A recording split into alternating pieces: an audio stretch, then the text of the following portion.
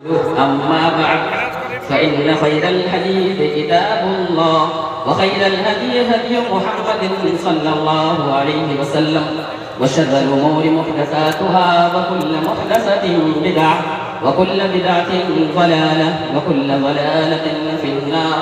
أعوذ بالله السميع العليم من الشيطان الرجيم. بسم الله الرحمن الرحيم. وقيل للظالمين ذوقوا ما كنتم تكسبون. سورة الزخرف.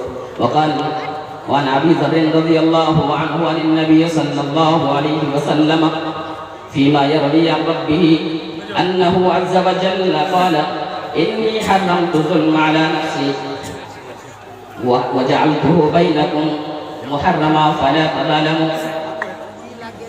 رب اشرح لي صدري ويسر لي أمري واحلل عقدة من لساني يفقهوا قولي. رب اشرح لي صدري ويسر لي أمري واحلل عقدة من لساني يفقهوا قولي. اللهم إني أسألك علما نافعا ورزقا طيبا وعملا متقبلا. اللهم إني أسألك علما نافعا ورزقا طيبا وعملا متقبلا. ہر قسم کی تعریفات، توصیفات، حمد و ثنا، کبریائی و بڑائی. ایک ضروری علاج، جو بچہ کھو گیا ہے، اگر کہیں بھی وہ بچہ روتا ہوا نظر آ رہا ہو، آپ لوگ جو ہے اسٹیج میں پہنچانے کی کوشش کریں گے. جو بچہ کھو گیا ہے وہ بچہ اگر کہیں روتا ہوا نظر آ رہا ہو تو اسے اسٹیج میں پہنچانے کی کوشش کریں گے. ہر قسم کی تعریفات، توصیفات، حمد و ثنا، کبریائی، بڑائی، بزرگی اللہ وحدہ لا شریک لہ کے لیے ہے، جنہوں نے 7 آسمان اور 7 زمینیں پیدا کی اور ان میں بے شمار مخلوقات پیدا کیا اور ہم انسانوں کو اشرف المخلوقات بنایا. بعد درود و سلام ہو تمام انبیاء کرام پر، خصوصاً ہمارے آخری نبی احمد مجتبیٰ محمد مصطفیٰ صلی اللہ علیہ وسلم پر. حضرات گرامی، آج کی یہ محفل اصلاح معاشرہ کی محفل ہے اور اس میں مجھے جس موضوع پر بات کرنے کے لیے اشارہ کیا گیا تھا اس پر فضیلت الشیخ عبدالغفار السلامی صاحب نے بہت حد تک بات کر چکے ہیں، اس لیے میں نے سوچا کہ دوسری ٹاپک پر بات کروں گا. اس لیے اسی تناظر سے میں نے آیت پڑھی ہے اور اس سلسلے میں فضیلت الشیخ عبدالحق ندوی صاحب ناظم صاحب بھی بالوقت نظامت کر رہے ہیں. انہوں نے بھی بہت حد تک روشنی ڈالی ہے، لیکن جو میں نے ٹاپک اختیار کیا وہ ظلم ہے. ظلم کے تعلق سے چند باتیں کروں گا اور اسی ظلم میں جہیز کے تعلق سے جو الٹی سیدھی دلیلیں دی جاتی ہے، بعض علماء کی طرف سے ہو، چاہے بعض منڈل کی طرف سے ہو، چاہے بعض عوام کی طرف سے الٹی سیدھی جو دلیل دی جاتی ہے، چاہے ہدیہ کے نام پہ ہو، چاہے حضرت فاطمہ حضرت علی رضی اللہ تعالیٰ عنہ کے تعلق سے جو دلیل روایت ثابت ہے، اب وہ صحیح ہے کہ ضعیف ہے، اس تعلق سے چند باتیں ضمن کروں گا کیونکہ وہ ظلم سے تعلق رکھتا ہے اور اپنے باتیں ختم کروں گا. مختصر 20 منٹ میں تو وقت بہت مشکل ہے، اس لیے معذرت کے ساتھ چند زیادہ وقت میں آپ سے لینا چاہوں گا. حضرات گرامی، اللہ رب العالمین قرآن کریم میں فرماتا ہے وَقِيلَ لِلظَّالِمِينَ ذُوقُوا مَا كُنتُمْ تَكْسِبُونَ. جو لوگ بھی ظلم کرنے والے لوگ ہوں گے، جو لوگ بھی ظالم ہوں گے سماج میں، چاہے ظلم کس اعتبار سے ہو، چاہے اپنے نفس پر ظلم ہو، چاہے اپنے سماج کی غریبوں پر ظلم ہو، چاہے کسی اور پر ظلم ہو، جو لوگ ظلم کرنے والے وہ لوگ ہوں گے، اللہ رب العالمین اس دن جس دن کوئی نہ باپ کام آئے گا، نہ بیٹا کام آئے گا، جب بیوی کام آئے گی، نہ بہو کام آئیں گے، نہ بیٹے کی بیٹیاں کام آئیں گی، اس دن اللہ رب العالمین کہے گا، اس دن اللہ رب العالمین اس سے کہے گا جس دن اس کا نہ مکھیا کام آنے والا، نہ سرپنچ کام آنے والا، جو کورٹ اور کچہری میں جب ظلم کے سکنجے میں آتا ہے، کورٹ اور کچہری میں جانا پڑتا ہے اور جیل میں جانا پڑتا ہے، اس کا مکھیا سرپنچ اس سے سفارش کر کے، بڑے بڑے عہدیداران بڑے بڑے نیتاؤں سے سفارش کر کے جیل سے چھٹکارا پا لیتا ہے. ان ظالموں سے کہا جائے گا، اللہ رب العالمین اس دن کہے گا آج بلاؤ تم اپنے سفارش کرنے والوں کو، آج بلاؤ تم اپنے مکھیا کو، آج بلاؤ تم اپنے سرپنچ کو، آج بلاؤ تم اپنے بڑے بڑے نیتاؤں کو، لیڈروں کو بلا لو اور کہا تو اب اپنے آپ کو بچانے کی کوشش کرو. نہیں، تم ہرگز بچا نہیں سکتے اپنے آپ کو. کہا جائے گا ذوقوا ما کنتم تکسبون. تم نے ظلم کیا غریبوں پہ، تم نے ظلم کیا غریب بیٹیوں پہ، تم نے ظلم کیا غریب ماں اور بہنوں پہ، تم نے ظلم کیا اپنے سے کمتر لوگوں پہ، تم نے ظلم کیا تو اس کا ظلم کا مزہ چکھتے ہو. اللہ اللہ کے نبی صلی اللہ علیہ وسلم فرماتے ہیں کہ اے لوگوں، اے میرے امتی کے لوگوں، سن لو، اللہ رب العالمین خود فرماتا ہے انی حرمت الظلم علی نفسی، ہم نے ظلم کو اپنے نفس پر حرام کر لیا ہے، وجعلتہ بینکم محرما، اور ظلم کو ہم نے حرام کر تم پر بھی، تمہارے درمیان بھی حرام کر دیا ہے، فلا تظالموا۔ اب یہ تصور کیجئے، اللہ رب العالمین نے جب یہ کہہ دیا کہ اے لوگوں، اے انسانوں، تم اپنے آپ پر، اپنے سماج کے لوگوں پر آپس میں ایک دوسرے پر ظلم کرنا بند کر دو، تم نے اپنے ہاتھ ظلم کو ہم نے اپنی نفس پر جس طرح حرام کر رکھا ہے، اسی طرح تم پر بھی ہم نے حرام کر رکھا ہے، اس لیے تم ہرگز ظلم مت کرو۔ اور ظلم کی مثال، اسی ظلم کے عذاب، اسی ظلم کے دردناک سزا سے بچنے والے صحابہ کرام، اسلاف کرام نے بہت کچھ سمجھا اس سے اور اس پر عمل کرنے کی کوشش کی۔ حضرت عمر بن خطاب رضی اللہ تعالیٰ عنہ کے زمانے میں غسان کا بادشاہ جبلہ بن احم، جب اس نے کہا تھا ہم نے اسلام کا مطالعہ کیا، اسٹڈی کی، ہمیں ایسا لگا کہ اسلام بہت اچھا دھرم ہے، اس لیے ہم چاہتے ہیں کہ عیسائی دھرم کو ختم کر کے اسلام دھرم کو قبول کریں۔ انہوں نے خط لکھا عمر بن خطاب رضی اللہ تعالیٰ عنہ کو، خط میں کیا لکھتے ہیں کہ میری خواہش ہے کہ میں اسلام قبول کر لوں۔ حضرت عمر بن خطاب رضی اللہ تعالیٰ عنہ نے کہا آپ کا استقبال ہے، بڑی خوشی کی بات ہے کہ غسان کا بادشاہ ہو، آپ نے اعلان کیا اسلام قبول کرنے کا، آپ کے لیے استقبال ہے۔ انہوں نے کہا کہ ہم مدینہ آنا چاہتے ہیں، انہوں نے کہا کہ آپ کے لیے ہم استقبال کریں گے، ہم اپنے پروں کو بچھا دیں گے۔ جبلہ بن احم اسلام کا اعلان مدینہ میں کرنے کے لیے اپنے 500 گھوڑ سواروں کو لے کر اور زیورات سے، ہیرے جواہرات سے لدے اپنے جسم کو لد کر اور تاج کو ہیرے جواہرات سے سجا کر آ رہے ہیں۔ مدینہ کے جب قریب پہنچے، صحابہ کرام کو حضرت عمر فاروق رضی اللہ تعالیٰ عنہ کہا ان کا پرجوش استقبال کیا جائے۔ حضرت عمر فاروق رضی اللہ تعالیٰ عنہ نے خود تمام صحابہ کرام کو لے کر میدان کی طرف نکلے اور جبلہ بن احم کو استقبال کیے۔ ان کے استقبال کو دیکھ کر بڑی خوشی ہوئی، اس وقت حج کا موسم تھا۔ حضرت عمر فاروق رضی اللہ تعالیٰ عنہ نے ارادہ ظاہر کیا کہ ہم حج کے لیے نکلیں گے۔ حضرت عمر فاروق رضی اللہ تعالیٰ عنہ کے حج کے ارادے کو دیکھ کر جبلہ بن احم نے کہا کہ میں بھی حج کرنے کے لیے جاؤں گا۔ حج کے لیے نکلے تھے، طواف حج کرنے کے لیے جائے گئے، اس وقت جس وقت طواف کر رہے تھے ایک غریب شخص کا پیر پڑ گیا تھا جبلہ بن احم کے چادر پر۔ تو اس نے کیا کیا تھا، جبلہ بن احم بادشاہ غسان کا بادشاہ نے ایک ایسا تماچا مارا تھا اس کے ناک پر، اس کے ناک کی بسنا ڈھیلی ہو گئی تھی، خون جاری ہو گیا تھا۔ اس نے کیا کیا، اس غریب شخص نے کہا ہم تو اس سے بدلہ نہیں لے سکتے، غسان کا بادشاہ ہے، بڑا ظالم ہے، اس سے ہم بدلہ نہیں لے سکتے، ہمارے پاس ایک دوسرا آپشن ہے۔ حضرت عمر فاروق رضی اللہ تعالیٰ عنہ کے پاس گئے۔ حضرت عمر فاروق رضی اللہ تعالیٰ عنہ کے پاس کہا کہ جبلہ بن احم نے غسان کے بادشاہ نے مجھ پر ظلم کیا۔ انہوں نے کہا تم پر کیا ظلم کیا؟ کہا کہ ہم غلطی سے ان کی چادر پر میرا پیر پڑ چکا تھا، جس کی وجہ سے مجھے ایسا تماچا مارا کہ میری ناک کی بسلی پھٹ گئی۔ حضرت عمر فاروق رضی اللہ تعالیٰ عنہ غسان کے بادشاہ کو بلاتے ہیں اور کہتے ہیں کہ تم نے کسی غریب پر ظلم کیا۔ کہا کہ ظلم نہیں کیا، انہوں نے میری چادر پر پیر رکھ دی۔ کہا کہ انہوں نے غلطی سے چادر پر پیر رکھ دی تھی، تم کو اس کے بدلے میں اس کو چادر نہیں مارنا تھا۔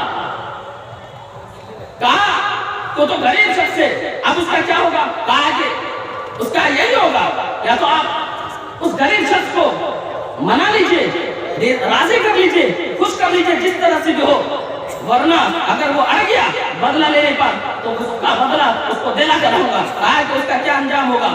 وہ کہا کہ وہ غریب شخص اسی طرح آپ کو چاٹا مارے گا جس طرح آپ نے اس پر مارا۔ کہا کہ میں نے تصور کر نہیں کیا تھا کہ اسلام میں انسان عدل کا یہ تقاضا ہے۔ میرے دوستو مثال مکمل کروں گا اس سے پہلے میں بتانا چاہتا ہوں غریب پر ظلم کرنے والے آج انصاف کی جب بات آتی ہے ہمارے سماج میں، چاہے چرکی ہو، مولائی ہو، سوریا ہو، حاجی پور ہو، کوئی بھی ہو، تمام گرام کے اکثر منگلوں کا یہ حشر ہے کہ بڑے لوگوں के जब गलतियां होती है उनकी गलतियों पे चादर चढ़ाने की कोशिश करते हैं, उनकी गलतियों को तोपने की कोशिश करते हैं, उनकी गलतियों को छोटा बताने की कोशिश करते हैं, जबकि उसके मुकाबले में उसका किसी गरीब शख्स से झगड़ा हुआ होता है, उसका किसी गरीब शख्स से मामला हुआ होता है, तो गरीब शख्स की छोटी छोटी बात को बड़ी बनाकर उस गरीब को मुजरिम साबित करने की कोशिश होती है। इस मजलिस में बैठे हुए जितने मंडलान हैं, इस मजलिस से बाहर जितने लोग हैं, अपने मंडलान को, अपने मुखिया को, अपने सरपंच को, अपने गांव के हीरो लोगों को, अपने गांव के पंचायती में बैठने वाले लोगों को कर दो। अगर जुल्म करोगे तो सुन लो, अल्लाह रब्बुल आलमीन के पास तुम फैसला होगा और तुम्हारा अंजाम यह हासिल होने वाला है। मैंने चरखी के प्रोग्राम में शुरू कराया, उसका हासिल वही होगा कि जितना जुल्म उन पर उस गरीब पर होगा उतना जुल्म उस फैसला करने वाले के खिलाफ होगा और उतना जुल्म उस शख्स के खिलाफ होगा जो बड़ा आदमी होकर उसने गरीब पर जुल्म किया है। मैं कहना चाह रहा था, गस्सान के बादशाह था, एक गरीब का मसला था, उस वक्त क्या क्या बराबरी का मसला था। हमारे उमर फारूक रज़ियल्लाहु ताला अन्हु ने कहा कि सुन लो, राजी अभी भी वक्त है, तुम राजी कर लो उस गरीब शख्स को। अगर राजी नहीं करते तो वरना गस्सान के बादशाह करने का वरना का क्या मतलब है? कहा वही हशर होगा तुमने जो कर रखा है। कहा कि मुझे एक दिन का मोहलत दे लीजिए, मैं थोड़ा सा गौर फिक्र कर लो। ठीक है, तुम्हें एक दिन का मोहलत दिया जा रहा है, एक दिन के बाद फिर फैसले के लिए बैठा जाएगा। रातों रात गस्सान का बादशाह भाग गया और गस्सान का बादशाह भाग जाने के बाद उसका क्या अंजाम हुआ? आखिर वक्त तक उसने ईसाईयत कबूल कर ली। इसी वजह से ईसाईयत कबूल करने के बाद आखिर में उसको एहसास हुआ हमने गलती कर रखी है, हमने गलती कर ली है। इस्लाम सच्चा मजहब था और अभी भी है। हमने गलती की अपने जुल्म में, अपने अगर में, अपने दौलत के नशे में। हमने उस गरीब शख्स को बदला दिलाने के लिए चक्कर में नहीं दिलाना चाहते, अपनी रुसवाई से बचने के लिए, अपनी जिल्लत उठाने से बचने के लिए हमने इस्लाम से मुर्तद हो गया। आज मुझे इस्लाम कबूल कर लेना चाहिए, लेकिन उसको तौफीक नहीं। वो ईसाईयत के घर में मरा और उसी हालत में मर गया और अफसोस करते हुए मरा कि काश के मुझे इस्लाम कबूल करने की तौफीक होती। उसने इस्लाम कबूल नहीं कर सका। मेरे दोस्तों, ये जुल्म की कहानी है और हमारे समाज में सबसे ज्यादा अगर जुल्म अभी हो रहा है, लोग कभी नमाजी बनके, काफिर बनके अपने नफ्स पर जुल्म कर ही रहे। सबसे बड़ा जुल्म अभी जो तकरीर हुई जहेज के सिलसिले में, वो सबसे बड़ा जुल्म है आज के जमाने में। इस जहेज ने हमारी बेटियों को, हमारी बहनों को, जमाने जाहिलियत की बेटियों और बहनों से भी ज्यादा जलील वखार किया, जलील रुस्वा किया। उस वक्त क्या था? अल्लाह रब्बुल आलमीन फरमाते हैं, वइज़ा बुश्शिरा अहदुहुम बिल उन्सा ज़ल्ला वजहुहु मुस्वद्दन व हुवा कज़ीम यतबारा मिनल कौम मा बुश्शिरा बिही अयुमसिकुहु अला हुन अम यदुस्सुहु फित तुराब। उस वक्त माओ और बहनों की हालत ये थी, जब घरों में बेटियां पैदा होती थी तो वो बेटियों को जलील की चीजें समझती थी, जिल्लत की चीजें समझती थी और अपने चेहरा छुपाए फिरते थे समाज के लोगों के। जब कोई किसी के घर पे बेटी पैदा होती, लोग उसे अपने मुंह छुपाए फिरता था कि मेरे घर भी बेटी पैदा हुई। यानी बेटी की इतनी बेइज्जती होती थी उस वक्त। और ये इतना ही नहीं, उस वक्त बेटियों को अपनी रुसवाई बर्दाश्त नहीं कर पाते थे बाद लोग, तो जिंदा गड्ढा खोदकर बेटियों को दफन कर देते थे। यह हशर था। हमें तो सोहोगी कुरान अला सामा यहकुमून। अल्लाह रब्बुल आलमीन कहता है, तुम जिल्लत और रुसवाई महसूस करते हो या फिर अपनी बेटी को जिंदा दरगोर कर देते हो? कितना बुरा फैसला कर रहे हो। उस वक्त तो यह हाल था, बेटी को एक मर्तबा दफन कर देते थे, गले खोद कर चीखती चिल्लाती रह जाती थी। लेकिन आज हमारी बहन और बेटों को उससे भी कहीं ज्यादा दर्दनाक सजा दे रहे। आज जहेज के नाम पे, जहेज की बात हो चुकी है, जहेज के नाम पे बेटियां इतनी भारी हो चुकी है कि जिनके पास तो जहेज देने का है वो दे लेते हैं। मिडिल क्लास के लोग भी जमीन जायदाद बेच के कुछ चीजें सामान बेच के दे लेते हैं, लेकिन उससे कमतर मिडिल क्लास के नीचे के लोग जहेज देने का जिसके पास नहीं होता वो बेचारा क्या नहीं करते। बेटी घर पे पैदा होती है, उनका टेंशन शुरू हो जाता है उस वक्त से। जैसे जैसे साल बढ़ता चला जाता है, 5 साल 10 साल 15 साल के होने लगते हैं, 15 साल होते होते उसका टेंशन हो जाता है, काश कि मेरे यहाँ बेटी पैदा होती है।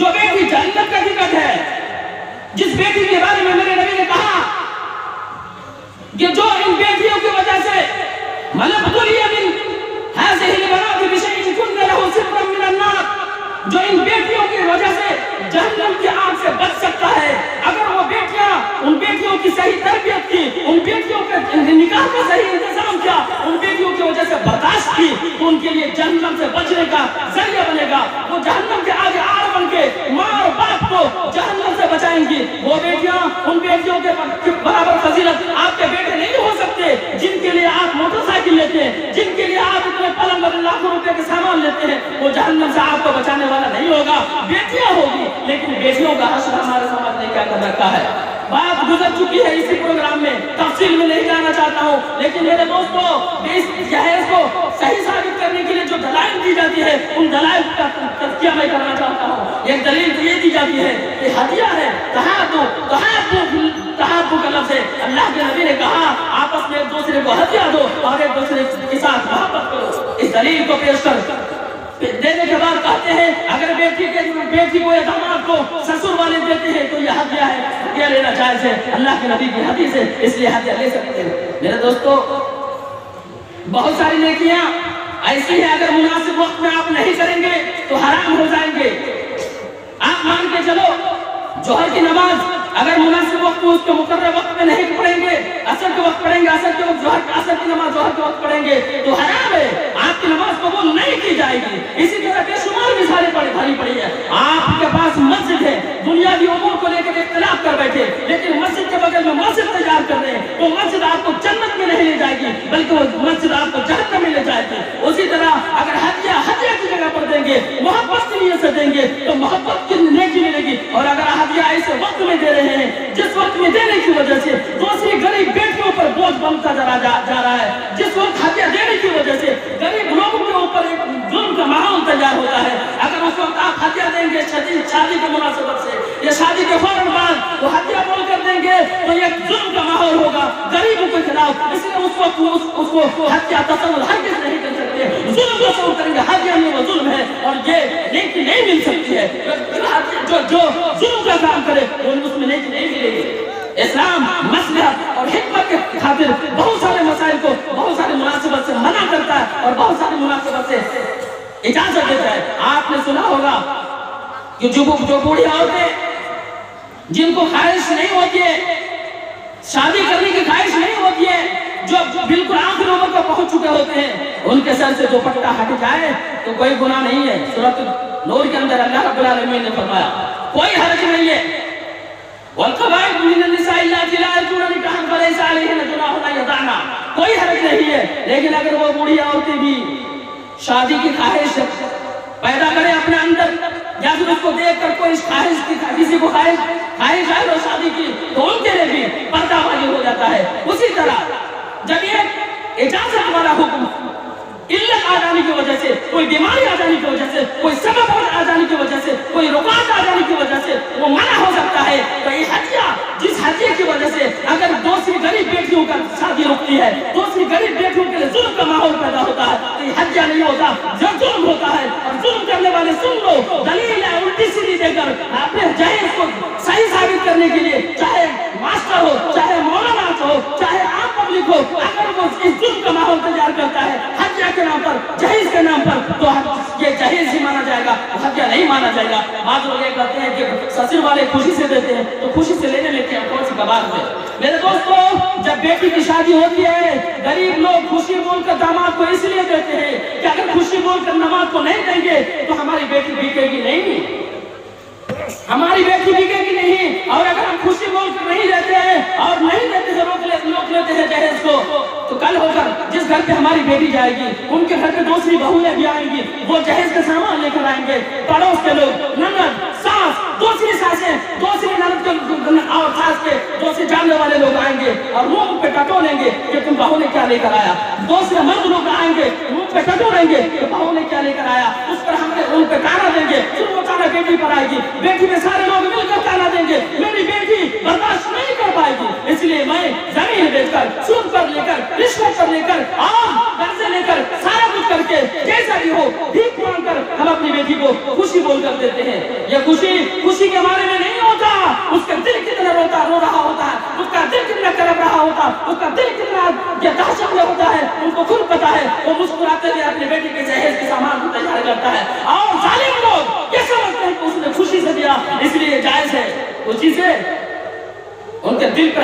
दिल कितना धड़क रहा होगा।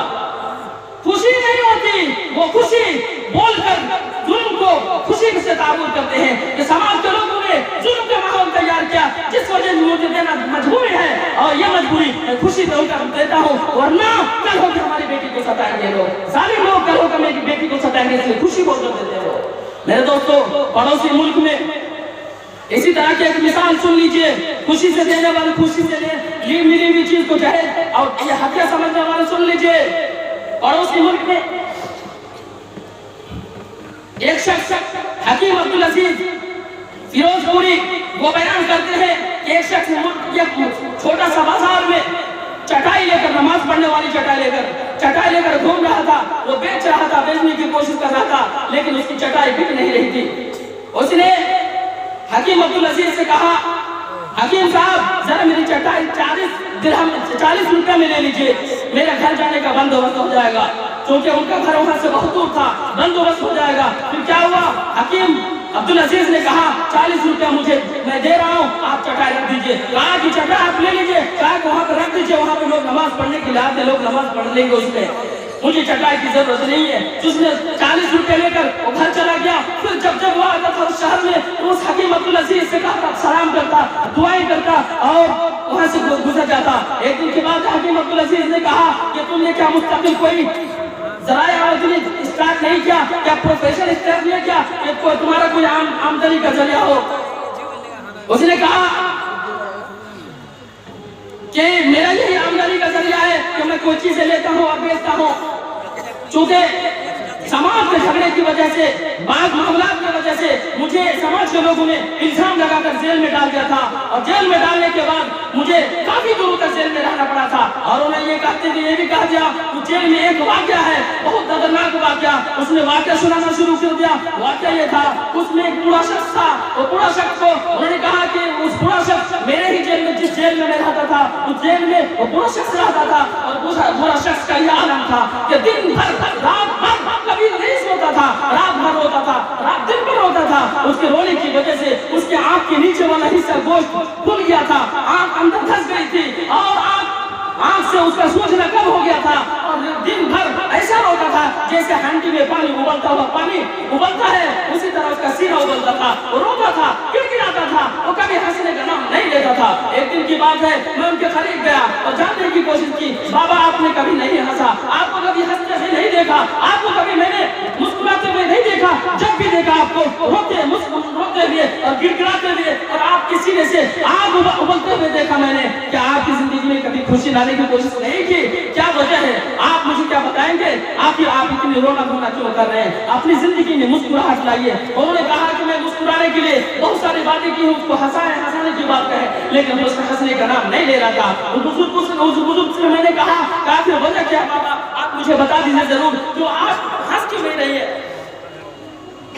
तो वो तैयार, वो बोलने के लिए तैयार नहीं हो रहा था, वो बोलना नहीं चाह रहा था। मैंने एक दिन कोशिश की, 2 दिन कोशिश की, पूरा हफ्ता कोशिश की, 8वें दिन में वो तैयार हुआ कि बेटा सुनो मेरा दास्तान क्या है। वो दास्तान क्या था? कहते हैं कि मेरा नाम असलम है और मैं अपने गांव का चौधरी हूँ। वही बहुत ईमानदारी के साथ मैं अपने गांव का इंसाफ करता था, लोगों के साथ इंसाफ का मामला करता था, लोग मुझसे खुश होते थे, और मैं बहुत बड़े मामला को सुलझाता था। इतना कुछ होने के बावजूद लेकिन मेरे पास थोड़ी सी जमीन थी, मैं बहुत बड़ा मालदार नहीं था। इत्तेफाक यह हुआ कि मेरी बीवी इंतकाल कर गई, मेरी 2 छोटी बेटी को छोड़कर और एक बेटा को छोड़कर। ऐसा ही चलता रहा। जब बेटी बड़ी होने लगी, दोनों बेटी बड़ी होने लगी, बड़ी होने होते जब बड़ी हो गई, मुझे फिक्र दामन की हुई कि हम उस बेटी को शादी कराएं। लेकिन जहेज के माहौल में जहेज कैसे तैयार करें? हमारे पास कुछ था नहीं, जहेज देने के लिए कुछ नहीं था। इतना ही सोच फिक्र कर ही रहा था कि गांव में एक ऐसा झगड़ा पेश आया, उस झगड़े में हमारे बेटे को किसी ने कत्ल कर दिया, और उस वक्त मेरा दिल कह रहा था कि मेरे बेटा को किसी ने जुल्म कत्ल किया, हम उसका बदला लेंगे। लेकिन फिर मैंने अपने हाथ को रोक लिया, अपने आप को कंट्रोल किया, सब्र किया।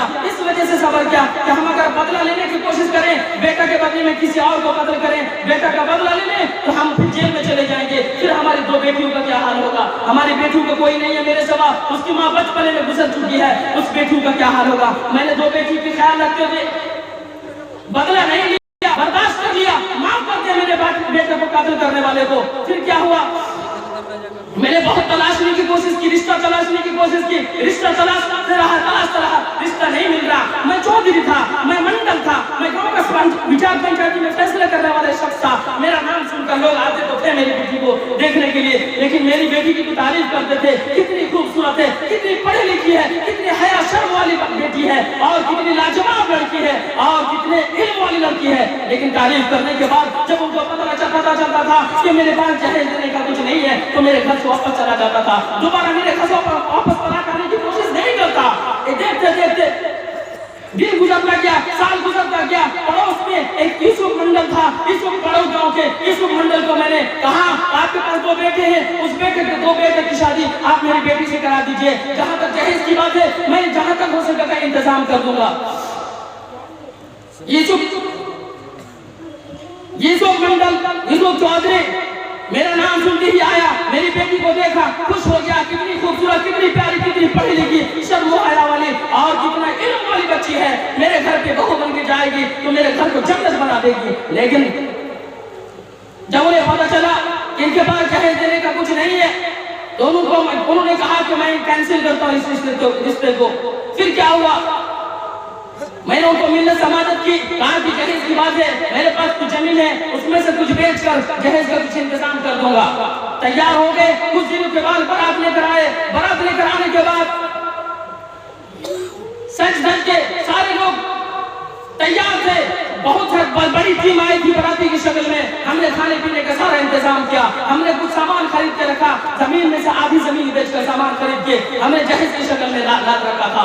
لیکن پھر قاضی آئے، قاضی آنے کے بعد میری 2 بیٹی کو نکاح پڑھایا، نکاح پڑھانے کے بعد پھر یوسف چودھری کو پتہ چلا کہ جہیز کا سامان تو تھوڑے بہت ہے۔ یوسف چودھری نے کہا میں نے سوچا تھا کہ اسلم چودھری کے گھر پہ بہت سارے سامان جہیز کے سامان ہوں گے، ہمارے 2 بیٹے کی شادی اس کی 2 بیٹی سے کرا رہے ہیں، سامان کی لائن لگی ہوگی، اس سامان میں بہت سارے سامان ہوں گے، ہم جب ان کی بیٹی کو بہو بنا کر لے کے جائیں گے ہمارے سماج کے لوگ ہمارے سامان دیکھ کر خوش ہوں گے اور کہیں گے کہ کتنے بڑے گھرانے میں تم نے شادی کرایا اپنے بیٹے کی، تم کتنے خوش قسمت ہو کہ تم نے کتنا سامان لاد کر اپنے گھر لے کے آیا، اتنی پیاری بیٹی کی بہو بھی ملی، پڑھی لکھی بہو بھی ملی، خوبصورت بھی ملی، ایماندار بھی ملی اور متقی پرہیزگار بہو بھی ملی اور اتنے سارے سامان ملے۔ میں نے یہ سوچا تھا لیکن سامان دیکھ رہا ہوں کہ تم نے تو بیٹی کی شادی نہیں کرا رہے ہو بلکہ کسی بلی، کسی چھوٹی سی جانور کی شادی کرا رہے ہو، میں تمہاری بیٹی کے ساتھ شادی نہیں کرا سکتا۔ یوسف چودھری کہتے ہیں، اسلم چودھری کہتے ہیں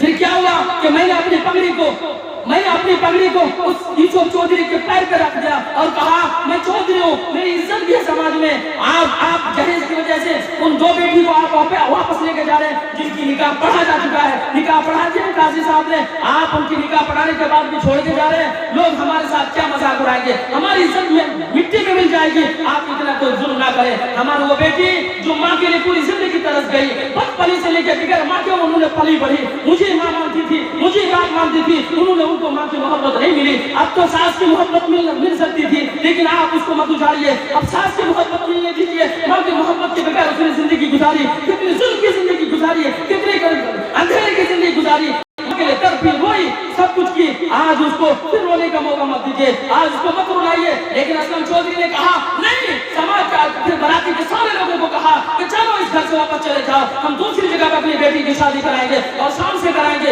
پھر سارا سامان لے کے آئیں گے، لاکھوں روپیہ لے کے آئیں گے، لاکھوں روپے کے سامان لے کے آئیں گے، چلے جاؤ واپس چلے جاؤ۔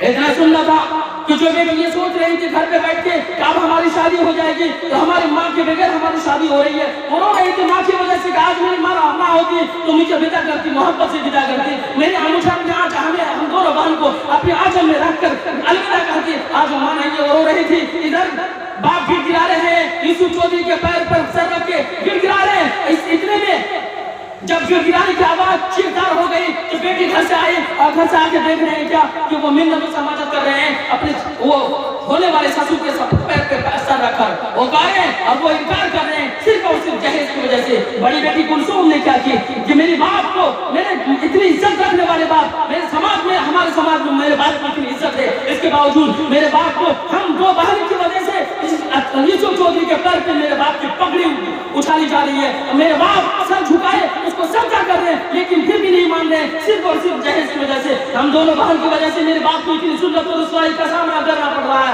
इतने में उसके बाप को रोते हुए देखकर बेटी बर्दाश्त नहीं कर पाई, कुलसुम दौड़ते हुए घर गई और किचन रूम में जाकर चाकू लेने के बाद छोटी बहन को आबिदा को कहा कि आबिदा सुन लो, मेरे बाप को इस जहेज से, इस जालिम समाज ने जहेज की वजह से इतना जुल्म जिल्लत और रुसवा किया, जलील किया, तो उसको मेरे किसी के पैर के नीचे मेरे बाप सजदा क्या कर रहे हैं, मेरा तो समानत कर रहे हैं, इतनी बेइज्जती मेरे बाप को हो रही हम दोनों बहन की वजह से। इसलिए हम दोनों बहन को इस दुनिया में रहने का कोई हक नहीं रहता। हम किस मुंह कर लेकर हम कहा किसी की बहू बनने जाएंगे, ये चाकू ली और अपने सीने पर ठोक दी और कही बहन अब मैं अपनी माँ के पास जा रहा हूँ, शायद मेरी माँ उस दुनिया में मुझे मोहब्बत देगी, इस दुनिया में आप मोहब्बत नहीं मिलने वाली नहीं है, मेरे बाप को भी मोहब्बत नहीं मिली। इतना कहकर अपने सीने पे चाकू मार ली और चाकू मारने के बाद फिर आंगन की तरफ आए और चाकू ही पर गिर गई। इतने में कहकर बाप दौड़ते हुए आई, चिल्लाने की आवाज सुनकर बाप दौड़ कर आया, दौड़ के आकर देखते हैं कि बेटी चाकू अपने सीने पे घोंप दी, अपने सीने पे मार दी चाकू। बेटी को कहने लगे, बेटी तुमने क्या कर दिया, जहेज की वजह से तुमने अपनी जान दे रही हो, ये तो जुल्म का मौत है, ये तो इस जुल्म की वजह, इस तरह तुम मरोगे तो जुल्म का मौत मरोगे, तुम्हें तो सजा मिलेगी मरने के बाद, इस कायद तुम न मरती बेटी, तुम अब भी बच जाओगी, मैं तुम्हें डॉक्टर से इलाज करा दूंगा। लेकिन बेटी क्या हुआ, बेटी ने कही कि बाप अब मुझे हक नहीं दुनिया में रहने का, दुनिया वालों ने मुझे बहुत जलील किया, मेरी वजह से आपको भी दुनिया वालों ने जलील किया, इसलिए मैं आप दुनिया में नहीं रहूंगी, अब मैं माँ के पास जा रही हूँ। इतना कहना था, कुलसुम दुनिया से चली गई और उनकी मौत हो गई। इतना देखना था, बेटी की मौत को देखकर, उनके जिस्म को लहलहान देखकर और लोगों के चिल्लाते माहौल को देखकर इसमें असलम चौधरी ने क्या किया, क्या वो भी उसका दिमाग काम करना छोड़ दिया, उसका हवास वास्ता हो गया, अब क्या करे क्या ना करे कुछ न समझ में नहीं आ रहा था। बंदूक अपने घर की हिफाजत के लिए बंदूक रखा था, बंदूक घर से निकाला, बंदूक घर से निकालने के बाद छोटी बेटी आबिदा को गोली मार दी और छोटी बेटी आबिदा को भी वहां से दुनिया से रुखसत कर दिया और कहा दिया दुनिया वालों को, दुनिया वाले तुमने जुल्म किया, तुम्हारे जुल्म की वजह से, तुम्हारे जहेज वाले माहौल की वजह से हमारी बेटी नहीं बिक रही थी, हमारी बेटी को इज्जत और रुसवाई खानी पड़ी, हमारी बेटी दुनिया से चली गई। अब मैं जो लोग जहेज के इतने लालची लोग हैं, मैं उन्हें जहेज लेकर रहूंगा। उनके पास गया, यूसुफ चौधरी के पास गया, यूसुफ चौधरी के पास गया, कहा तुम्हें जहेज की जरूरत थी, तुम्हें बहुत लालची थे, तुम बहुत लालची बन चुके थे, अब तुम्हें जहेज दे रहा हूँ। उनके कान पर कन पट्टे पर बंदूक रखा और यूसुफ चौधरी को भी कन पट्टे में बंदूक चला दी, उसे भी मार दिया। फिर उसके दो बेटा जो लालची कुत्ते की तरह, भेड़िए की तरह, किसी की बेटी की इज्जत को नहीं लगा, किसी की बेटी को अपनी ईमानदार बहू की तरफ नहीं सोचा, तो लालची बेटा जिसने अपने बाप को नहीं रोका था, उसके बाप को उसने कहा, असलम चौधरी ने कहा तुमने अपने बाप को नहीं रोका, इतने जुल्म से, मुझे बेइज्जत करने से, तुम्हें दौलत की पड़ी थी, तुम्हें दौलत की लालच थी, तुम्हें बेटी की लालच नहीं थी, तुम्हें घर बसाने की लालच, तुम्हें घर ईमानदारी के साथ बसाना नहीं था, सिर्फ तुम्हें दौलत चाहिए था, इसलिए तुमने अपने बाप को नहीं रोका, इसलिए तुम्हें भी मैं नहीं बख्शूंगा। दोनों दामाद को भी बंदूक सुड़ा दिया और बंदूक सुड़ाने के बाद उस वक्त कितनी लाश पड़ी थी, 5 लाश पड़ी थी और 5 लाश पड़ने की वजह क्या थी, ये समाज का माहौल का जुल्म था, ये जहेज था। जहेज ने कितनी लाशें गिरा दी, आज भी लाशें गिर रही है। अखबारात और रसायन को देख लीजिए, कहां पे बाज लड़कियां फांसी पे फंदा लेकर मर जाती है। अभी मैं जहां पे मगरबी बंगाल में पढ़ा रहा हूँ, जाने मलबाने में, उसके करीब गांव एक छोटी सी बस्ती है, वहां के बारे में किसी 7th क्लास के एक बच्चे ने कहा था कि मेरे गांव में एक बच्ची ने इसलिए जान दे दी, उसके बाद उसके बाप के पास जहेज थोड़े बहुत थे, फिर शादी तय हो चुकी थी, लेकिन उन लोगों ने वापस चला गया। उस लड़की ने क्या कहा, इतनी बड़ी जिल्लत और रुसवाई हमारे बाप के सामने, तो उसने क्या किया, फांसी पे फंदा बनाकर खुद ही फांसी दे दी। बस 2-4 मिनट में खत्म कर दूंगा। अभी जहेज की वजह से बाज लोग जिस वक्त अल्लाह के नबी के जमाने में उसको नबूवत से पहले लोग जिनका दरगोर करते थे, आज भी उसकी मिसालें मिलेंगी। परारी प्रखंड में आप कड़ागुला की तरफ एक गाँव है, मैं नाम नहीं लेना चाह रहा हूँ, बगल में है, आप पूछ लीजिएगा। गुज़श्ता फरवरी मार्च महीने के 15 या 16 तारीख को छोटी सी मासूम बच्ची को घर से रात 12 बजे की 1 बजे जिंदा गला दबा कर गड्ढे में फेंक कर आया। सिर्फ इस वजह से उसके बड़ी हो जाएगी। जहेज का मुतालबा करने वाले दरिंदे कुत्ते जहेज का मुतालबा करेंगे, लालची भिखारी जो जहेज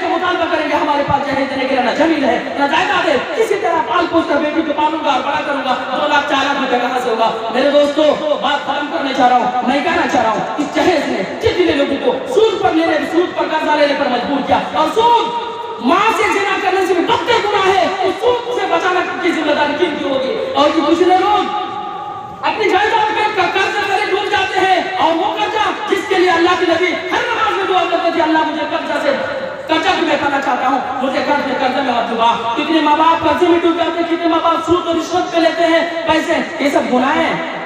शुक्रिया। और कितने बहन बेटियां जिनाकारी में मुब्तला हो जाती है, इस वजह से कि उसकी शादी नहीं हो रही होती है, उसके समाज की सही में शादी हो चुकी होती है। इस जिनाकारी का जुर्म, सूदखोरी का जुर्म, ये रिश्वतखोरी का जुर्म, अपने आत्मा को खत्म करने का जुर्म किसके सर पे जाएगा? मेरे दोस्तों, वक्त खत्म हो रहा, मैं गुजारिश करूंगा उन तमाम लोगों से जो जहेज वाली शादी में निकाह पढ़ने वाले उलमाए किराम हैं, उनसे गुजारिश करूंगा कि आप अल्लाह के वास्ते इन गरीबों पर रहम खाते हुए जहेज लेने वालों की शादी से निकाह न पढ़ाएं, हदीस न पढ़ाएं। और उन मंडल, उन सरदाराना, उनके गांव के सरदारा से कहना चाहूंगा कि जिनके इजाजत के बगैर, जिनके मशवरे के बगैर शादी मुनाफिद नहीं होती है, उनको मशवरा लिया जाता है, फिर शादी मुनाफिद होती है। उन मंडलों से, उन सरदारान से, उन कौम के रहनुमाओं से गुजारिश करूंगा, आप बड़े मेहरबानी उन शादियों ऐसे शादियों को पे बैन लगाने के लिए कुछ लोगों को गठजोड़ कीजिए। और जो लोग जहेज ले रहे हैं, देने वाले बाद लोग मजबूरी में देते हैं, बाद लोग अपनी दौलत की नुमाइश करने के लिए देते हैं, जो लोग मजबूरी में देते हैं आप उनके मदद कीजिए, लेकिन लेने वालों का हर किसी गोश्त खाने के लिए ना जाए, उनकी दावत खाने के लिए ना जाए, उनकी दावत में ना जाए, उनको बाइकआउट करें। और मेरे दोस्तों, तहज्जुद गुजारी करने वाले और हज करने वाले लोगों, जो लोग जहेज की शादी में बाराती की शक्ल में फेरिए बनकर, गरीब बाप का जालिम बनकर, गरीब बाप के खर्चा बढ़ाने के लिए जाते हैं, बड़ी बड़ी गाड़ियां छोड़कर, नमाज पढ़कर और नेक व मुत्तकी बनकर गरीब बेटियों पर जुल्म करने के लिए बारात की गाड़ी में जाते हैं, उनसे गुजारिश करूंगा कि आप अपनी गैरत को बचाइए, अपने ईमान को बचाइए, अपने कौम को बचाइए, अपने गरीब पर जुल्म करना छोड़ दीजिए। और अल्लाह के वास्ते जो लोग जहेज का सामान लेते हैं, जहेज के रुपये लेते हैं, उनके दावत को कम से कम खाने के लिए ना जाए, क्योंकि ये खाना ये जुल्म है। अल्लाह रब्बुल आलमीन ने कहा ला ताकुलू अमवालकुम बैनकुम बिल बातिल, दूसरे के माल को बातिल तरीके से हर किसी ना खाओ। मेरे दोस्तों, इन चंद कलमात के साथ मैं अपनी बात को खत्म करता हूँ। अकील को गुजारिश करता हूँ कि जो बात कही गई है अल्लाह के वास्ते, जितने मंडलान हैं उनसे पूछा जाएगा, वैदल मऊदतु सुइलत, क़यामत के दिन पूछा जाएगा। जितनी बेटियां जहेज की वजह से इंतकाल की, मरी, उनके बारे में उनसे पूछा जाएगा। उन मंडलों को, उन सरदारान को, उन मुखिया को, उन सरपंच को और उनके घर के मालिक को जो जवान बेटे के बाप है। और मैं आपसे कहूंगा, इस अल्लाह के उस पकड़ से बचने की कोशिश कीजिए और आज अहद कीजिए, हाथ उठाइए। कितने के बेटे, कितने के भाई बड़े हो चुके, जवान हो चुके, अभी तक शादी नहीं हुई है, जहेज हरगिज़ नहीं रहेंगे। अगर ईमान है आपके अंदर, हाथ उठाइए और वादा कीजिए कि हम अपने जवान बेटे भाई की शादी में, अपने जवान बेटे की शादी में इस तरह का जुल्म होने नहीं देंगे और जहेज नहीं लेंगे। क्या आप लोग हाथ उठाना चाहते हैं? इंशाअल्लाह करिए कि अपने जवान भाई की शादी में, अपने जवान बेटे की शादी में जहेज लेने नहीं देंगे। जो लोग हाथ नहीं उठा रहे हैं वो जुल्म करना चाहते हैं आगे, और क़यामत की जुल्म की सजा लेना चाहते हैं, इसलिए वो लोग हाथ नहीं उठा रहे हैं। फिर एक बार गुजारिश करूंगा, हाथ उठा लीजिए अपनी बेटी की शादी में, जहेज हरगिज़ नहीं लेंगे। उनके पास लड़का नहीं है, आपके पास लड़की नहीं, इसलिए हाथ नहीं उठा रहे। आप कम से कम इतना हाथ उठाइए कि आप जहेज लेने वालों की शादी में दावत खाने के लिए नहीं जाएंगे। अल्लाह रब्बुल आलमीन हमारे इस अहद को, हमारी इस वादा को कबूल फरमाए। या रब्बुल आलमीन, हमने इस मजलिस को इस्लाह माशरा के लिए, हमने इस मजलिस को कौम को सुधार करने के लिए, हमने इस मजलिस को जुल्म से रोकने के लिए, गरीबों पर रहम करने के लिए हमने इस मजलिस को कायम किया। इस मजलिस को कामयाब बना। इस मजलिस में बैठे हुए लोग, जितने लोग आप उनकी हिदायत फरमा। इलाहुल आलमीन, जितने लोग बैठे हैं अहद कर रहे हैं और जो लोग अहद करने बाकी हैं वो अपने दिल में कश्मकश में पड़े हुए, अल्लाह उनकी हिदायत फरमा और जहेज से रुक जाने की और जहेज से बाज रहने की तौफीक अता फरमा। आमीन। तक़ब्बल या रब्बल आलमीन। अस्सलामु अलैकुम व रहमतुल्लाहि व बरकातुहू।